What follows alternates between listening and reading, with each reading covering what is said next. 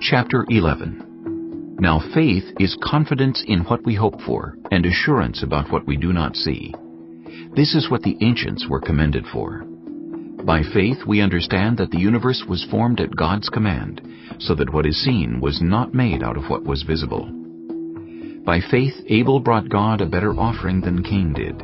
By faith he was commended as righteous when God spoke well of his offerings.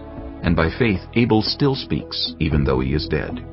By faith Enoch was taken from this life, so that he did not experience death. He could not be found because God had taken him away. For before he was taken, he was commended as one who pleased God.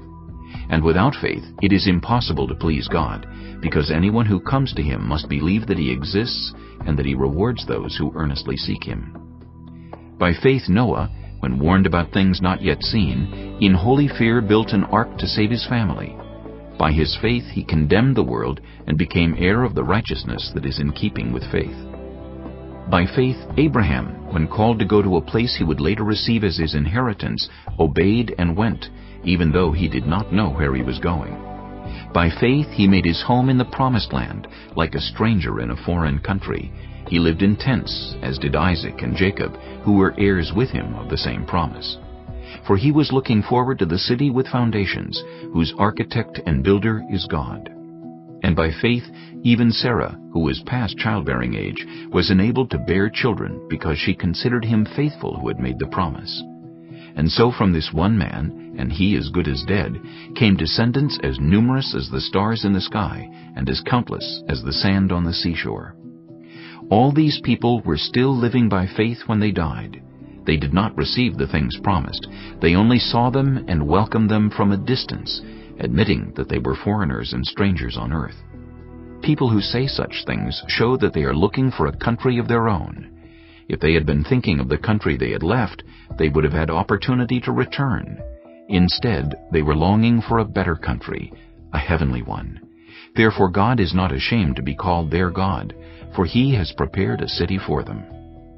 By faith Abraham, when God tested him, offered Isaac as a sacrifice. He who had embraced the promises was about to sacrifice his one and only son, even though God had said to him, "It is through Isaac that your offspring will be reckoned." Abraham reasoned that God could even raise the dead, and so, in a manner of speaking, he did receive Isaac back from death. By faith Isaac blessed Jacob and Esau in regard to their future.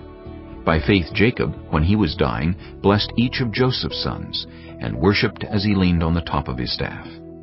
By faith Joseph, when his end was near, spoke about the exodus of the Israelites from Egypt, and gave instructions concerning the burial of his bones. By faith Moses' parents hid him for 3 months after he was born, because they saw he was no ordinary child, and they were not afraid of the king's edict. By faith Moses, when he had grown up, refused to be known as the son of Pharaoh's daughter. He chose to be mistreated along with the people of God rather than to enjoy the fleeting pleasures of sin. He regarded disgrace for the sake of Christ as of greater value than the treasures of Egypt, because he was looking ahead to his reward. By faith he left Egypt, not fearing the king's anger. He persevered because he saw him who is invisible.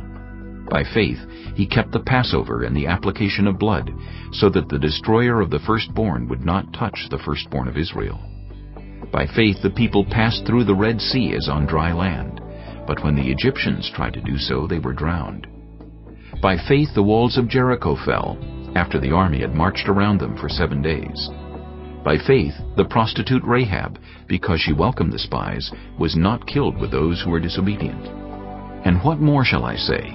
I do not have time to tell about Gideon, Barak, Samson, and Jephthah, about David and Samuel and the prophets, who through faith conquered kingdoms, administered justice, and gained what was promised, who shut the mouths of lions, quenched the fury of the flames, and escaped the edge of the sword, whose weakness was turned to strength, and who became powerful in battle and routed foreign armies.